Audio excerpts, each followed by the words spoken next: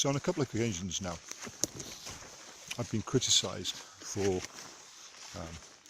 being out in the woods, going out on treks alone. And I just wanted to spend a few minutes kind of justifying why I do that. First of all, I'm a Yorkshireman, which makes me a cantankerous, antisocial, miserable git.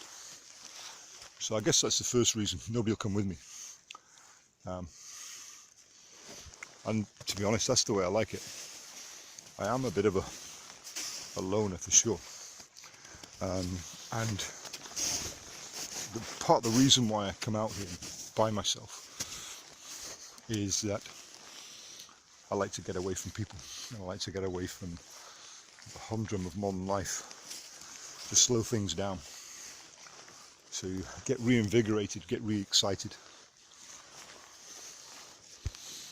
And that's how I do it. I come out, I take myself away, I'll spend however long I need to spend, a couple of days, a couple of weeks.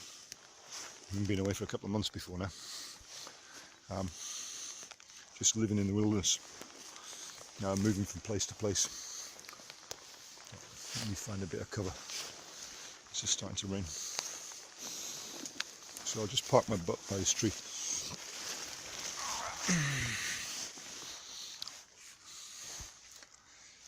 So, those people that have criticised me seem to think that I'm reckless and that I may well be putting other people's lives in danger, maybe by having to be rescued. And that, to a degree, they're right. You know, there is a degree of selfishness about going into the woods by yourself. But just like everything that you do, particularly in today's modern society, you kind of manage the risks. And so I don't undertake anything lightly. You know, I'm the type of guy that sits and plans it. So I always know which area I'm going to be in. I don't necessarily know the routes that I'm going to be, but I know the geographic area. And I communicate that, write it down. I also make sure that I've got all the right gear with me.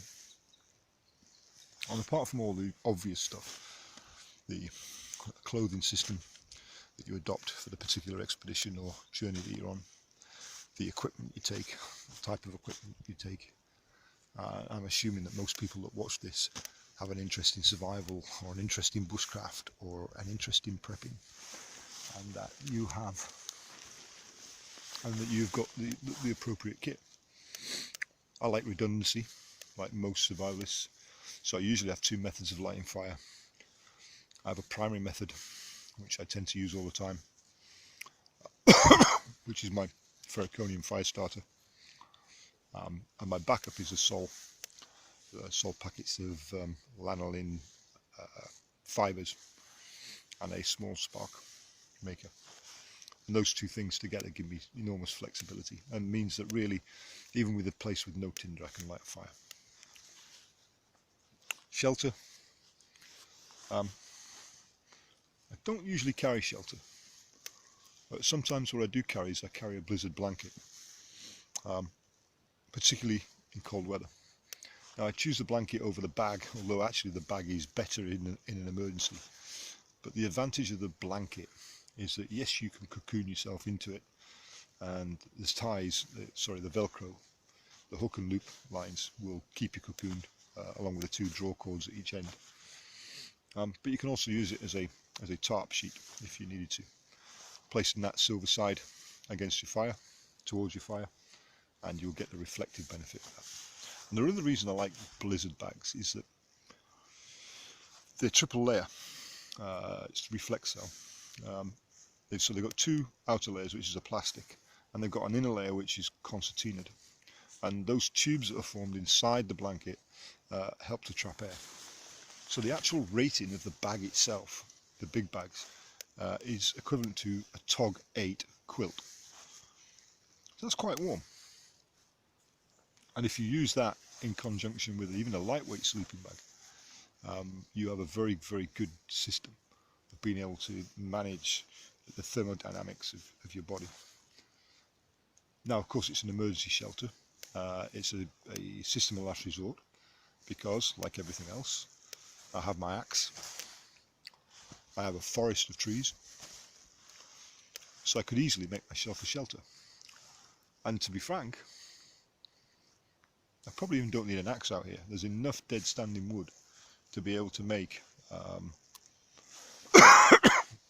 lean-to shelter or a Scandinavian shelter, to make a bed, to be able to thatch that bed, put the cold sump in, to do all the things that you need to do in order to stay warm in this environment. So in itself, you probably don't necessarily need an axe. Certainly moving dead wood is a lot easier than moving wood that's been freshly chopped. But if there's enough dead standing wood, you can make yourself a very, very reasonable shelter and bed system, combined with a reflective fire.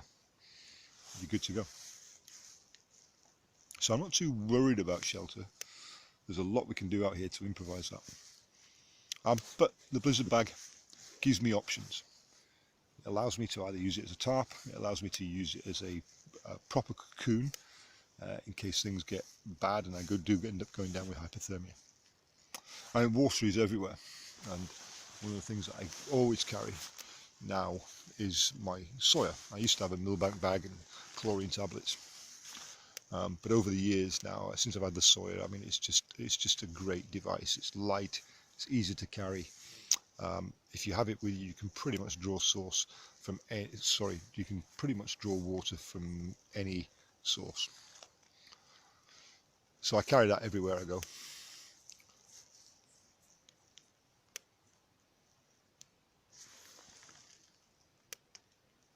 Thought I heard a speedboat then. So in the first instance out here, if I was benighted or I was lost for whatever reason, and I couldn't get to my extraction point, or I couldn't get to safety, to be honest, it wouldn't bother me that much. You know, I've got all the tools and materials to be able to stay out here for a few nights, accepting that I probably wouldn't eat very well. But all the essential elements, the things that would damage me quickly, battling against the environment, controlling my thermodynamics, having enough fluid to maintain hydration, which is really important in the cold because you tend to lose more fluid through insensible loss out here. Your respiratory, because of the drier air, your respiratory rate loses more moisture than it would, say, back in UK. And what people fail to do is people fail to compensate for that. And one of the old ways of managing that was as a rough guide, was to drink 3 to 4 cups of water for every kilometre of travel. Now you may say, well, that seems a bit strange. But what happens is when you lose fluid through insensible loss, is essentially it makes your blood become thicker. And when it becomes thicker, it becomes harder to drive the blood into your extremities, your peripheral extremity circulation, which means that your hands and your feet get cold quicker. So if you're cold, drink fluid, particularly if there's any suspicion that you might be dehydrated because you've been traipsing through the terrain or you've been working hard within the environment. So drink enough fluid.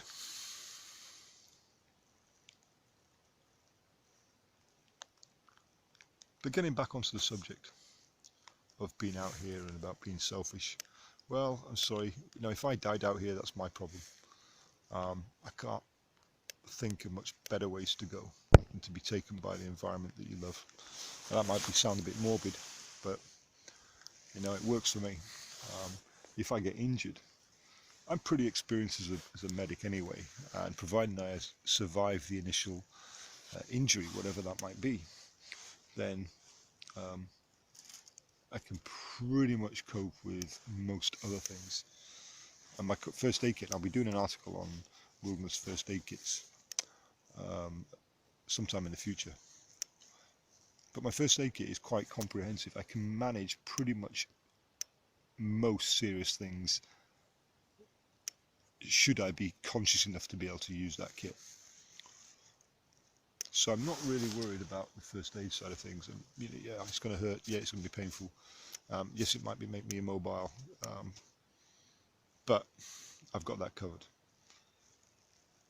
That's no different from anybody on a mountain having an injury. Anyway, probably not the best justification in the world to justify coming out on the mountains alone. But like I said, this is where I feel at home. This is where I get connected. This is where I love to be, love to enjoy in isolation.